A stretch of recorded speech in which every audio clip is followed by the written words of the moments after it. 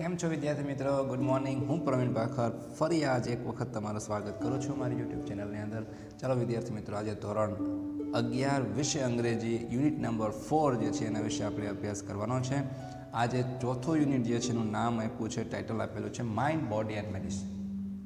Mind એટલે આપણું મગજ, બોડી એટલે આપણું શરીર અને મેડિસિન એટલે દવા. તો આ પાઠની અંદર આપણે પહેલા વિડીયોની અંદર જોયો છે. હાફ પાર્ટ જે છે એ આપણે ભણી ચૂક્યા છીએ. આની અંદર પાઠમાં એવું છે કે જ્યારે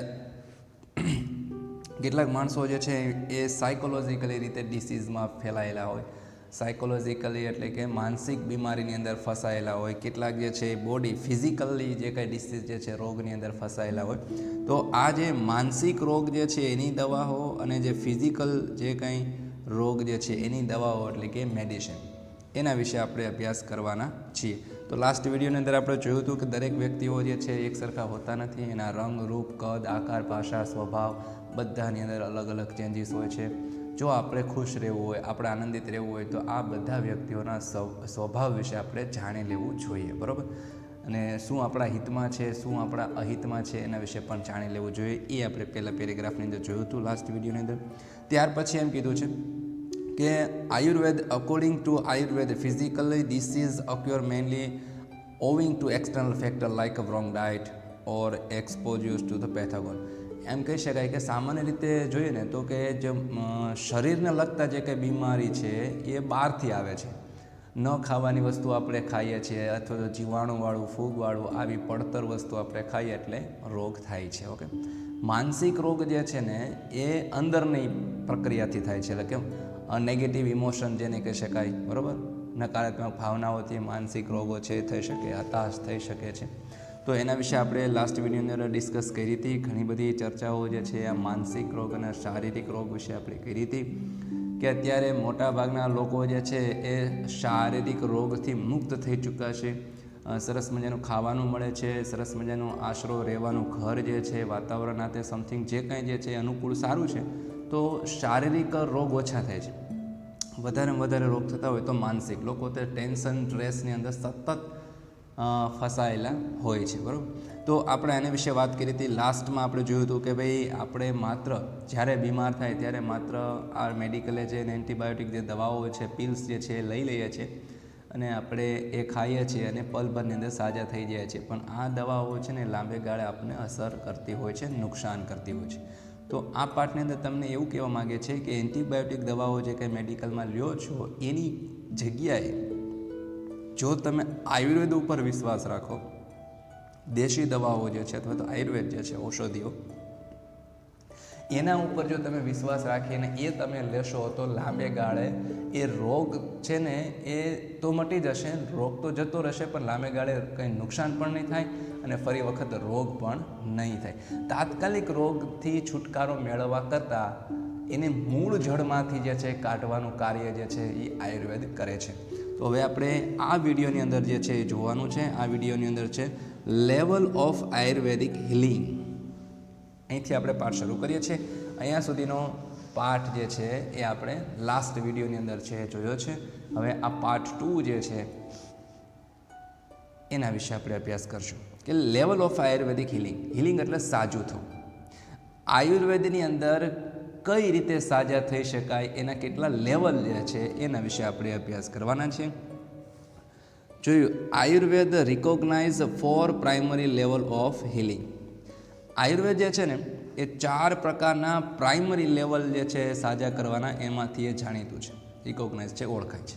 કયા 4 પ્રકારના છે એના વિશે જોઈએ આપણે.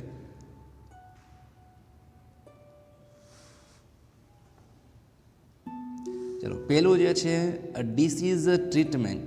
આયુર્વેદ શું કરે છે કે પહેલાં જે રોગ થયો છે ને એનો ઉપચાર કરે છે. બીજું છે ધ ડિસીઝ પ્રિવેન્શન. જે રોગ થયો છે એ ફરી વખત ન થાય એને રોકે છે. પ્રિવેન્શન એટલે રોકવું, એટલે ફરી વખત હવે એ રોગ પાછો થઈ શકે નહીં. ત્રીજું જે છે લાઈફ ઇન્હેન્ચમેન્ટ. આ લાઈફ ઇન્હેન્ચમેન્ટ એટલે જીવન વૃદ્ધિ થવી. જીવન વૃદ્ધિ થવી એટલે જીવનમાં આનંદ આવો. માત્ર રોગથી છુટકારો કરવો નહીં, પણ પછી જીવન જે છે એમાં પણ સુખ મળવું જોઈએ, એમાં પણ આનંદ મળવો જોઈએ. તો જીવન વૃદ્ધિનું કામ પણ આયુર્વેદ જે છે એ કરે છે. અને ચોથું સ્ટેપ જે છે તો અવેરનેસ ડેવલપમેન્ટ, જાગૃતતાનો વિકાસ કરવો. આ 4 પ્રકારના લેવલ ઉપર આયુર્વેદ જે છે એ કામ કરે છે. વિદ્યાર્થી મિત્રો, જોઈએ આપણે ફોર મોસ્ટ ઓફ અસ, આપણામાંના મોટા ભાગના વ્યક્તિઓ, medical treatment begin when we fall ill. જ્યારે આપણે ફોલ ઇલ એટલે બીમાર પડવું, જ્યારે આપણે બીમાર પડીએ છીએ ત્યારે આપણે મેડિકલ ટ્રીટમેન્ટ છે બિગિન કરીએ છીએ. બિગિન એટલે શરૂ કરીએ, બરાબર. બીમાર થાય એટલે આપણે મેડિકલ ટ્રીટમેન્ટ છે એ શરૂ કરીએ છીએ. It is a form of disease treatment. આ એક ફોર્મ ઓફ ડિસીઝ ટ્રીટમેન્ટ છે, એક રોગને મટાડવા માટેની ટ્રીટમેન્ટ છે. રોગ શરીરમાં ઓલરેડી થઈ ચૂક્યો છે, બીમાર પડી ગયા છે, પછી આપણે જે છે એનો ઉપચાર કરીએ છીએ. રોગને મટાડવા માટેની આ એક ટ્રીટમેન્ટ છે. A response to a condition,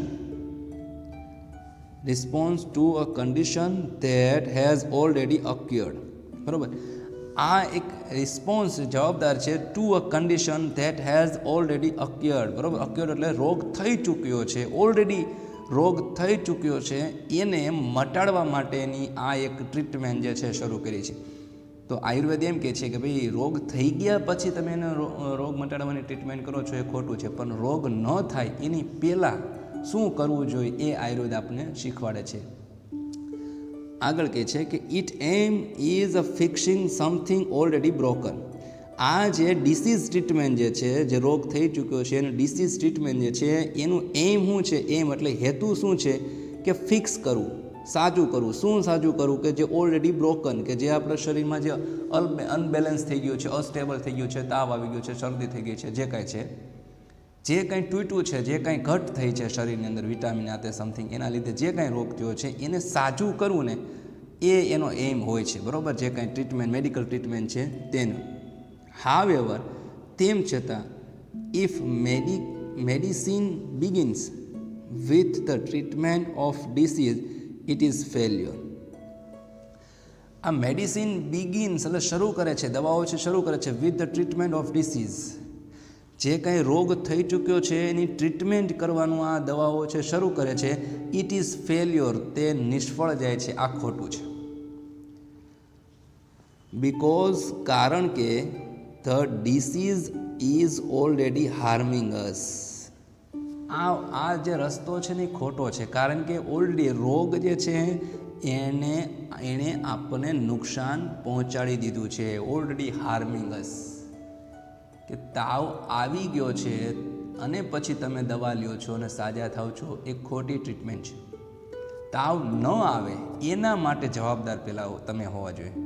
કે તાવ આપણને શું કામ આવે, એ રીતના આયુર્વેદ જે છે એ તમને આગળ સજેશન આપશે નીચે કે શું શું કરવું જોઈએ, જેથી કરીને તમે બીમાર જ ન પડો. બીમાર પડી ગયા પછી તમે જે ટ્રીટમેન્ટ કરો છો એ તો ખોટું છે. પહેલાં સાવચેતી છે એ રાખવાની છે, એક સ્ટેપ આગળ વધવાનું છે, એક સ્ટેપ આગળ રહેવાનું છે. આયુર્વેદ જે છે એવી સજેશન આપે છે. એટ ધીસ લેટ સ્ટેજ, બરાબર. હવે જો તમે રોગ થઈ ચૂક્યો છે અને ઓલરેડી તમે હાર્મિંગ, ઓલરેડી તમને નુકસાન થઈ ચૂક્યું છે, એટ ધીસ લેટ સ્ટેજ, હવે અંતમાં શું રહે છે આપણી પાસે? કે we are left with no option but using drugs and surgery. જો ક્યારેક રોગ એટલો બધો પ્રસરી ગયો આપણા શરીરની અંદર કે આપણી પાસે નો ઓપ્શન, કોઈ પ્રકારનો ઓપ્શન જ નથી રહેતો આપણી પાસે બચતો. લેફ્ટ એટલે બચવું. શું? But using drugs and surgery. પછી તો ઓપરેશન કરવું પડે, સર્જરી કરવું પડે, અથવા તો ડ્રગ્સ એટલે અહીંયા જે હાઈ પાવરની જે દવાઓ જેને કહી શકાય તે એ લેવી પડતી હોય છે. તો અહીંયા એમ કહેવામાં આવે છે કે જ્યારે રોગ થાય છે, રોગ ઓલરેડી આપણા શરીરમાં પ્રસરી ગયો છે, પછી ટ્રીટમેન્ટ તમે શરૂ કરો છો તો ક્યારેક એટલી હદે આ રોગ પ્રસરી ગયો હોય છે આપણી પાસે કોઈ ઓપ્શન રહેતો નથી ડ્રગ્સ અને સર્જરી સિવાયનો. આગળ કહે છે કે which may have many side effect in the long run. હવે આ જે તમે ડ્રગ્સ લ્યો છો અથવા તો જે સર્જરી કરો છો, જે ટ્રીટમેન્ટ, જે કંઈ ડિસીઝ થયો છે, બરાબર, જે તમને રોગ થયો છે એની ટ્રીટમેન્ટ માટે, તો એ લાંબા ગાળે એટલે કે લોંગ રન એટલે લાંબા ગાળે તમારા શરીરની અંદર ઘણી બધી સાઇડ ઇફેક્ટ જે છે એ સર્જે છે. A higher level of healing aims at preventing disease before they manifest. Manifest એટલે થશે અગાઉ જ જેને કહી શકાય. અગાઉ એટલે જ્યારે રોગ દેખાય તેની પહેલાં. જો એક higher level of healing aims, આયુર્વેદનો એક ઊંચા પ્રકારનો એક હેતુ જે છે સાજા કરવાનો, એ શું છે કે પ્રિવેન્ટિંગ ડિસીઝ, રોગને અટકાવો, બિફોર એટલે પહેલાં, ધે મેનિફિટ એટલે દેખાય તે પહેલાં. તાવ થઈ ગયો છે, તાવ આવી ગયો છે તમારા શરીરમાં, તમારું શરીર આખું તાપમાનથી જે છે એ ટેમ્પરેચર હાઈ થઈ ગયું છે, પછી તમે જે દવા લ્યો છો ને એ કાં તો હાઈ પાવરની દવા લેવી પડે અથવા તો અમુક રોગની અંદર સર્જરી કરવી પડે, તો એ લાંબા ગાળે નુકસાન કરે છે. તો એની પહેલાં એક ઊંચું સ્ટેપ એવું છે આયુર્વેદનું કે હજી તો રોગ દેખાય ત્યારે જ, એના લક્ષણો થોડાક દેખાતા હોય ત્યારે જ જે ઉપચાર શરૂ થઈ જાય ને એ ઊંચા લેવલની ટ્રીટમેન્ટ છે જે આયુર્વેદ જે છે આપણે પ્રોવાઈડ કરે છે. To reach this stage, we ought to consider the fact of our lifestyle, environment, work and psychologically condition. જો હવે આજે આ આયુર્વેદનું જે હાયર લેવલ ઓફ હિલિંગ જે છે ને, આ જે સ્ટેપ જે છે ને ઊંચા પ્રકારની જે સારવાર જે છે, એમાં તમારે જો હજી તો રોગ દેખાય તે પહેલાં જ એની સારવાર છે શરૂ કરી દેવી પડે. તો એની અંદર શું જોઈએ?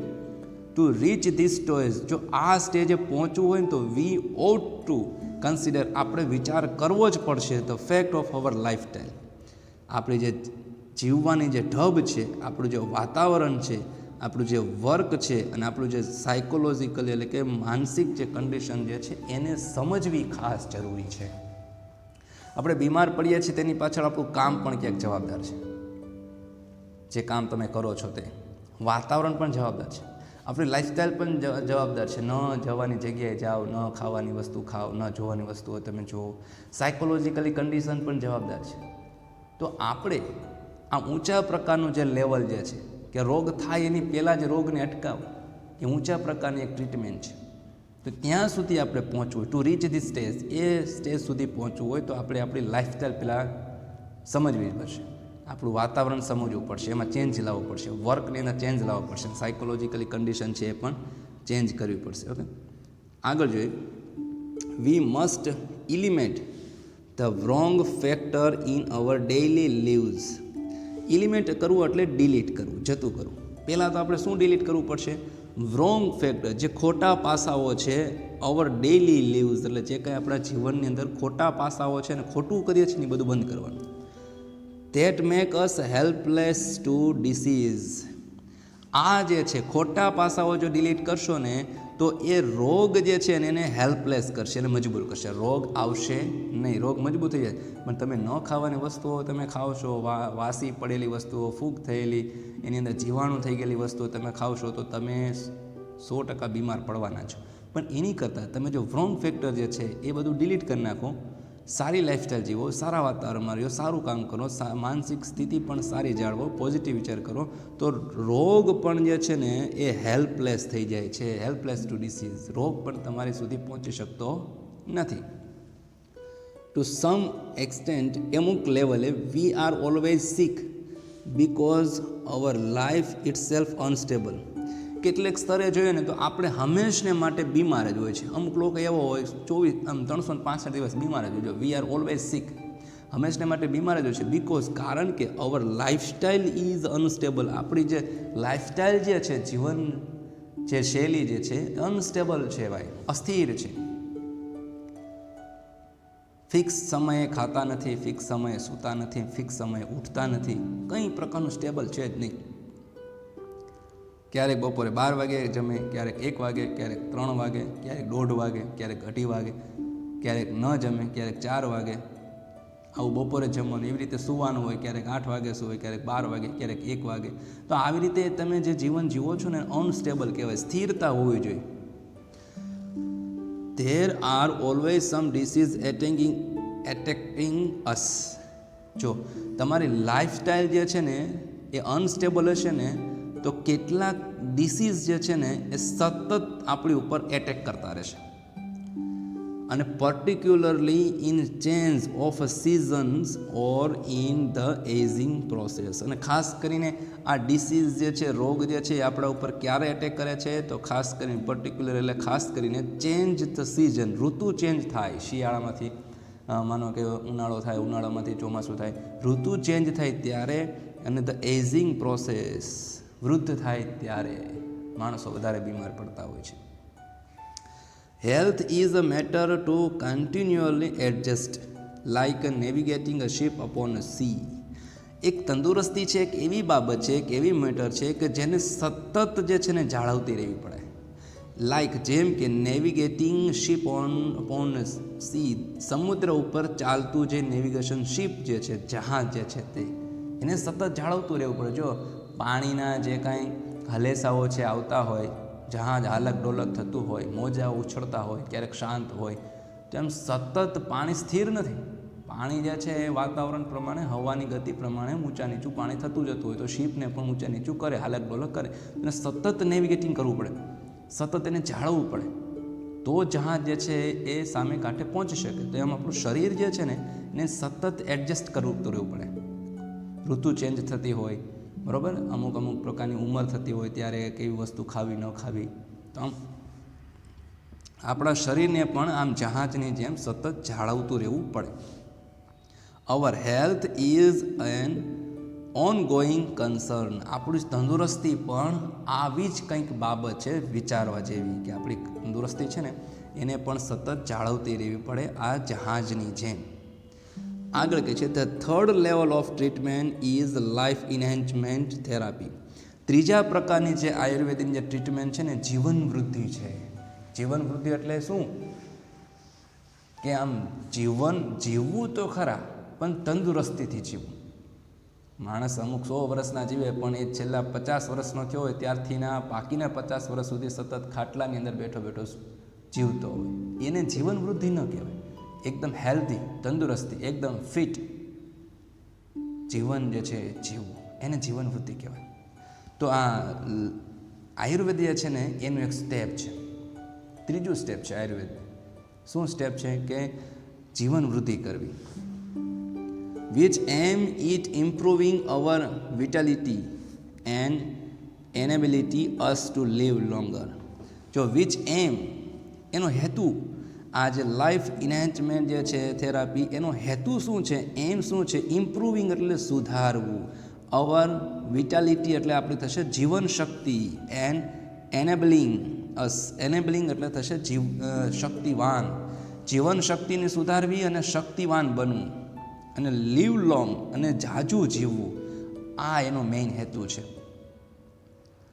આગળ એમ કે છે it does not merely prevent disease but show us how to increase our positive energy.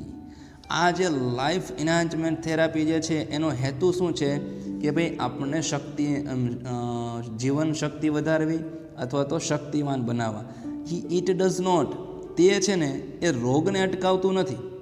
આ જે ઇન્હેન્ચમેન્ટ થેરાપી જે છે આયુર્વેદની, એ રોગને અટકાવતું નથી, એટલે રોગને મટાડતું નથી, but show us how to increase, એટલે કેવી રીતે વધી શકે શું? અવર પોઝિટિવ એનર્જી, જે આપણી સકારાત્મક ભાવના છે કઈ રીતે વધી શકે ને એ વિશે આ લાઈફ ઇન્હેન્ચમેન્ટ જે છે એ કામ કરે છે. એ કોઈ રોગને અટકાવતું નથી. હાવેવર, તેમ છતાં Ayurveda aims at creating health, avoiding disease and helping us live long. આ આયુર્વેદ જે છે એનો હેતુ શું છે? ક્રિએટિંગ હેલ્થ, તંદુરસ્તીને સર્જવી, અવોઇડિંગ ડિસીઝ, રોગને દૂર રાખવો, અને હેલ્પિંગ અસ, આપણને મદદ કરવી જાજુ જીવવા માટે. આયુર્વેદનો આ હેતુ છે કે તંદુરસ્તી સુધારવી, રોગને ડિલીટ કરવો, આપણા શરીરમાંથી રોગને કાઢી નાખવો, અને આપણે જાજુ જીવવામાં મદદ થવું, આ આયુર્વેદનો હેતુ છે. The fourth level of Ayurveda healing is awareness development. આયુર્વેદનો ચોથું સ્ટેપ જે છે ને એ જાગૃતતાનો વિકાસ છે. અહીંયા છે અવેરનેસ એટલે જાગૃતતા, અને ડેવલપમેન્ટ એટલે થશે વિકાસ. ચોથું જે સ્ટેપ જે છે આયુર્વેદનું એ છે જાગૃતતાનો વિકાસ કરવો. This requires a spiritually approach of life. આ ચોથો જે સ્ટેપ જે છે એ થોડુંક અલગ છે. જાગૃતતાનો ડેવલપ એટલે શું થાય? ધીસ રિક્વાયર, એને જરૂર છે સ્પિરિચ્યુઅલ એપ્રોચ, આધ્યાત્મિક જીવન તરફ જવું. તમને શાંતિ મળે છે. જો સાયકોલોજીકલી જે કાંઈ ડિસીઝ હોય, માનસિક રોગ હોય એને દૂર કરવા હોય તો એક જ ઉપાય છે આ જે સ્પિરિચ્યુઅલ એપ્રોચ, આધ્યાત્મિક તરફ જોવું. સ્વામી વિવેકાનંદ, ગાંધીજી આ બધા જે છે ને અમુક અંશે ધ્યાન કરતા, જેથી કરીને એની બુદ્ધિ શાંત થતી. એટલે ક્યારેક ક્યારેક જ્યારે માનસિક ટેન્શન વધી જાય ત્યારે આપણે આધ્યાત્મિક તરફ પણ જવું જોઈએ. તો આ ચોથા પ્રકારનું જે કાંઈ સ્ટેપ જે છે આયુર્વેદનું એ છે સ્પિરિચ્યુઅલ એપ્રોચ ઓફ લાઈફ. આગળ, to be health is important, તંદુરસ્તી હોવું એ મહત્ત્વનું છે, પરંતુ health is not an end itself, કે તંદુરસ્તી જ છે એ કાંઈ સર્વસ્વ નથી. તંદુરસ્ત રહેવું એ મહત્ત્વનું છે, પણ તંદુરસ્ત હોવું એ બધું મહત્ત્વનું નથી. માનસિક રીતે પણ તમે સ્વસ્થ રહેવા જોઈએ.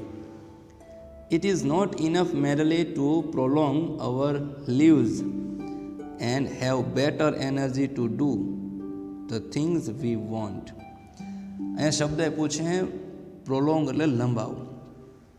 It is not enough merely, તંદુરસ્તી છે એ પૂરતું નથી કે આપણા જીવનને લંબાવે, વર્ષ લંબાવે, 80 વર્ષ, 90 વર્ષ, 100 વર્ષ, 105 વર્ષ, એટલું પૂરતું ને જીવવું જ મહત્ત્વનું નથી.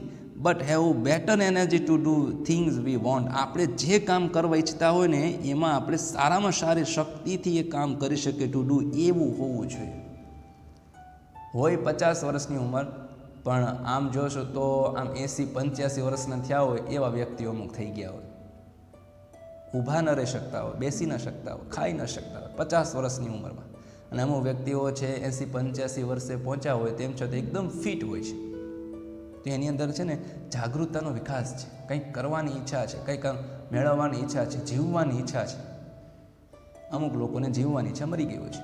બસ એને એમ થઈ ગયું કે હવે બહુ જીવી લીધું, હવે ભગવાન આપણી દોરી ખેંચી લે તો બહુ સારું, આવું અમુક માનતા હોય છે. તો અહીં એમ કહે છે કે આયુર્વેદ એવું કહે છે કે તંદુરસ્ત રહેવું એ ઇમ્પોર્ટન્ટ છે, પણ તંદુરસ્તી સર્વસ્વ નથી. એની અંદર જાગૃતતા હોવી જોઈએ, જીવન જીવવાની આમ ધગસ હોવી જોઈએ, પેશન, જુસ્સો હોવો જોઈએ. વી ought to consider what we are using our energy for and why. V ought to, આપણે વિચાર કરવો જ જોઈએ that કે we are using our energy for and why, આપણે શેના માટે અને શા માટે એનર્જી ઉપયોગ કરીએ છીએ તેનો વિચાર આપણે કરવો જોઈએ. જે આપણી પાસે શક્તિ છે, એનર્જી છે, પણ શેના માટે ઉપયોગ કરીએ છીએ? ખોટું કામ કરવા માટે, કોઈને લૂંટવા માટે, ચોરી કરવા માટે, ગુંડાગર્દી કરવા માટે? ના, આપણી પાસે જો શક્તિ હોય તો એનો પોઝિટિવ વે રીતે આપણે ઉપયોગ કરવો જોઈએ. તો તમે આમ એનર્જીવાળા છો તો તમે વિચારો તમે શા માટે ઉપયોગ કરો છો, કોના માટે, ફોર એન્ડ વાય, કોના માટે અને શા માટે ઉપયોગ કરો છો એનો વિચાર કરવો જોઈએ.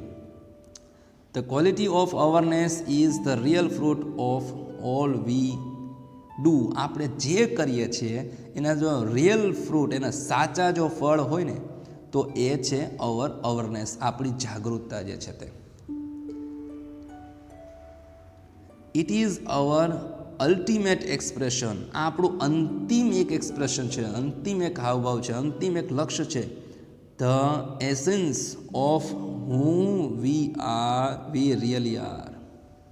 એસેન્સ એટલે થશે સાર. આપણે જે કંઈ જે છીએ એનું અંતિમ સાર એ છે કે આપણે શું છીએ, એનું અંતિમ સાર આપણી જાગૃતતા છે. Our awareness is the only things we can take with us until we die.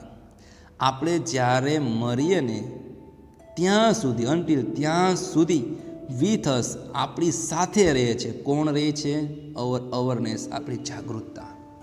આપણે મરીએ ત્યાં સુધી આપણી સાથે જો રહેનારો કોઈ હોય, એવી કોઈ ઓનલી થિંગ હોય, એવી કોઈ ઓનલી વસ્તુ હોય તો એ છે આપણી જાગૃતતા. ખાસ ધ્યાન રાખવું. જીવવું તો શાંતિથી જીવવાની વાત કરે છે. તંદુરસ્તી રહેવું એ મહત્વનું નથી ભાઈ. તંદુરસ્ત તો બધા હોય છે, ખાઈ પીને બધા સૂઈ જતા હોય છે, 90-85 વર્ષની ઉંમરમાં ખાઈ પીને રાતે સૂઈ જતા હોય તો એ કંઈ સર્વસ્વ નથી, પણ જાગૃતતા હોવી જોઈએ, કંઈક ધગસ હોવી જોઈએ, કંઈક કામ કરવાની. એમ ખુશીથી આમ દોડી શકવા જોઈએ, બેસી શકવા જોઈએ, ઊંઘી શકવા જોઈએ, ખાઈ શકવા હોવો જોઈએ. તો આ જે છે એ જાગૃતતા હોવી જોઈએ. એટલે જાગૃતતા જે છે ને એ આપણી અંત સુધી રહે છે, આપણી સાથે રહે છે, બાકી કંઈ સાથે આવતું નથી. ઘણા વ્યક્તિઓ એવા જોયા છે 80 વર્ષની ઉંમરે એ કેટલું વર્કઆઉટ કરતા હોય છે, કેટલું કામ કરતા હોય છે, અને કેટલા લોકો સાથે હળતા મળતા હોય છે, લોકો કેટલા ચાહતા હોય છે. છે જ અમિતાભ બચ્ચન જે છે માનો કે અત્યારે 72 વર્ષનો થયો, તો 72 વર્ષની ઉંમરે પણ અત્યારે એટલો ફિટ છે કે કેટલા એપિસોડની અંદર, કેટલી સિરિયલોની અંદર, કે કેટલા એવા ટેલિકાસ્ટ શોની અંદર, અથવા તો મૂવીઝની અંદર, પ્રોગ્રામની અંદર, અવોર્ડ ફંક્શનની અંદર જાય છે અને બિંદાસ જાય છે અને થાકતો પણ નથી. જો જાગૃતતા કેટલી છે અમિતાભ બચ્ચનની અંદર, એની એજના અમિતાભ બચ્ચન 72 વર્ષનો થયો છે, તો તમારી સોસાયટીની અંદર પણ કેટલાક 72 વર્ષના વ્યક્તિઓ હશે. હવે એ તમે જોજો, માંડ નીચે ઉતરી શકતા હોય, ચડી શકતા હોય, બેસી શકતા હોય, ખાઈ શકતા હોય. હવે અમિતાભ બચ્ચન 72 વર્ષનો છે, તમારી સોસાયટીમાં રહેનારા વ્યક્તિઓ પણ 72 વર્ષના છે. બેની અંદર ડિફરન્ટ કેટલો છે જો. પણ અમિતાભ બચ્ચન છે ને એની અંદર જાગૃતતા કેળવાયેલી છે, એને હજી ઈચ્છા છે કંઈક કરવાની, હજી ફેમસ થવાની. અને તમારી સોસાયટીમાં જે રહેનારા જે વ્યક્તિઓ છે એને બસ એમ થઈ ગયું કે બહુ જીવી લીધું, હવે ભગવાન લઈ લીધું, સારું. તો આ વૃત્તિ ન હોવી જોઈએ. નરેન્દ્ર મોદી જે છે 65 વર્ષના થાય તેમ છતાં તેની પાસે કેટલું બધું કામ છે. દિવસનો 18 કલાક કામ કરે છે અને સ્ફૂર્તિથી કામ કરે છે, એનર્જીથી કામ કરે છે, થાક્યા વગર. અને આપણી આજુબાજુમાં રહેનારા જે 65 વર્ષના વ્યક્તિઓ છે ને તમે જોઈ લેજો, એ પણ આમ નિરાતે કામ કરતા હોય છે. તો મૂળ આયુર્વેદનું શું છે હેતુ, કે તંદુરસ્ત રહેવું એ મહત્વનું નથી. તંદુરસ્ત તો તમારી સોસાયટીમાં રહે છે એ વ્યક્તિ છે, ને અમિતાભ છે ને નરેન્દ્ર મોદી છે, બધા તંદુરસ્ત છે, કોઈને કાંઈ રોગ નથી. પણ જે તમારી સોસાયટીમાં રહેનારા જે વ્યક્તિઓ છે એની અંદર જાગૃતતા નથી, અને આ વ્યક્તિઓ અમુક છે જેની અંદર જાગૃતતા છે. તો તે આયુર્વેદ ઉપર જે વધારે અસર, આયુર્વેદ ઉપર જે વધારે વિશ્વાસ કરે છે, આયુર્વેદની જે દવાઓ લે છે, તો આયુર્વેદ શું કરે છે કે ધીમે ગતિએ એ રોગથી મુક્તિ આપે છે. આ એમ કીધું ડિસીઝ ટ્રીટમેન્ટ થાય છે, રોગનું નિરાકરણ થાય છે. બીજું સ્ટેપ એ છે કે ડિસીઝ પ્રિવેન્શન, કે એ રોગ ફરી વાર થતો નથી જો તમે આયુર્વેદથી દવાએથી જો રોગ મટાડ્યો હોય તો.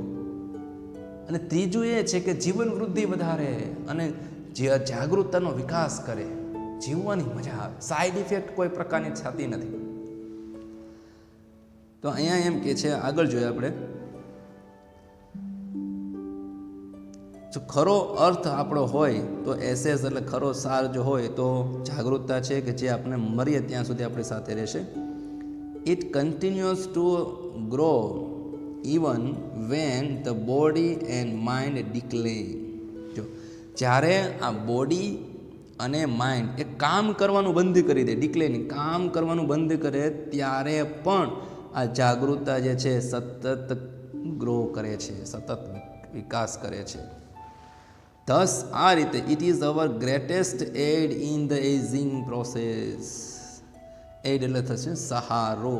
આ રીતે જાગૃતતા જે છે ને એ એજિંગ પ્રોસેસ એટલે વૃદ્ધ અવસ્થાની અંદર એકમાત્ર આપણો સહારો છે. ઇટ ઇઝ અવર ગ્રેટેસ્ટ, સારામાં સારો સહારો છે. એટલે વૃદ્ધ થઈ જઈએ, ઉંમર ગમે એટલી થાય, પણ તેમ છતાં આપણી અંદર જાગૃતતા હોવી જોઈએ, સતત સ્ફૂર્તિલા હોવા જોઈએ.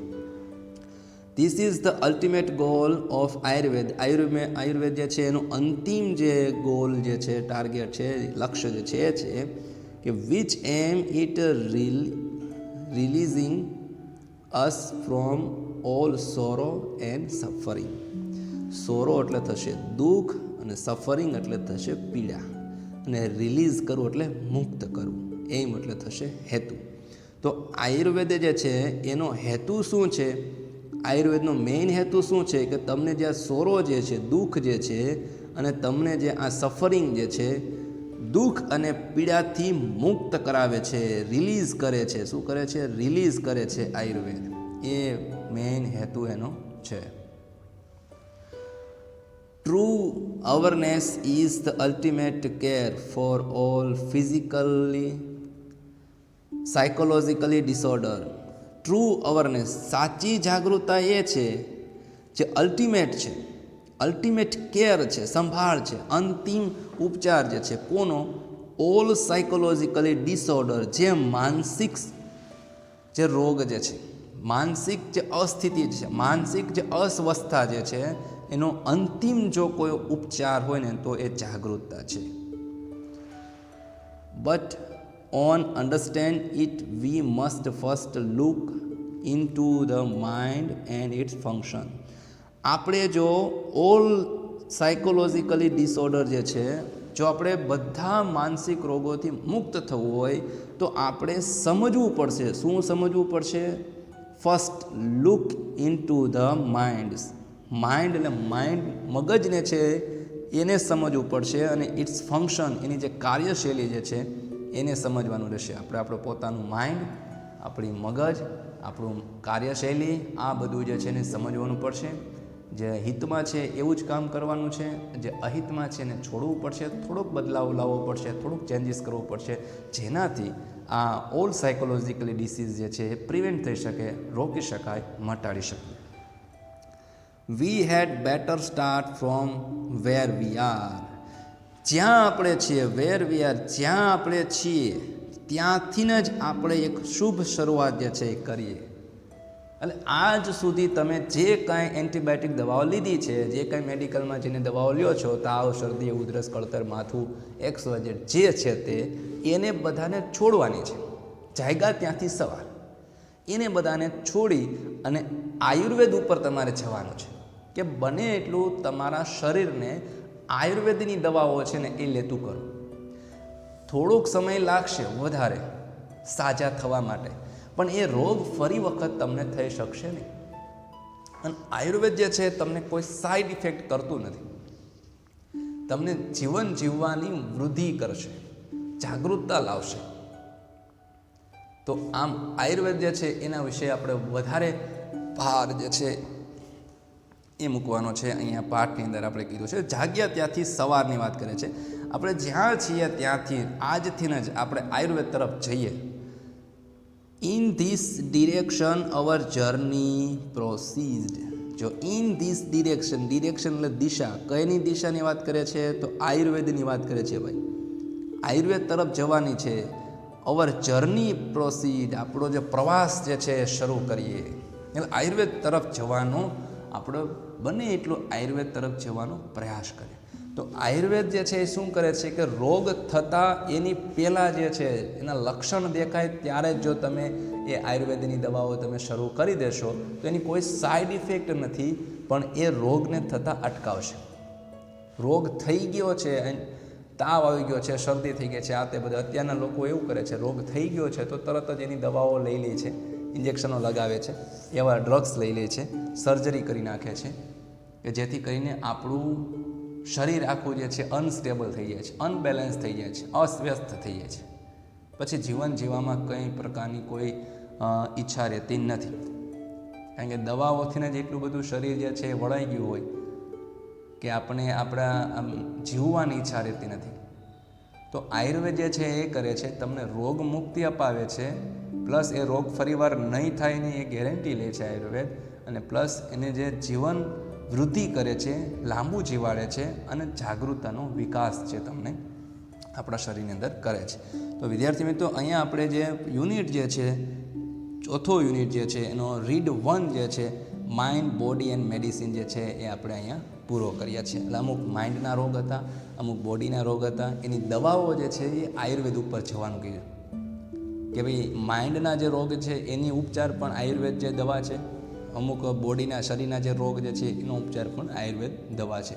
તો આ પાઠની અંદર વિદ્યાર્થી મિત્રો આપણે વધારે આયુર્વેદ વિશે આપણે સમજીએ અને આયુર્વેદ તરફ જઈએ. જ્યાંથી જાગ્યા ત્યાંથી સવાર, આ હેતુથી આપણે શરૂઆત કરવાની છે.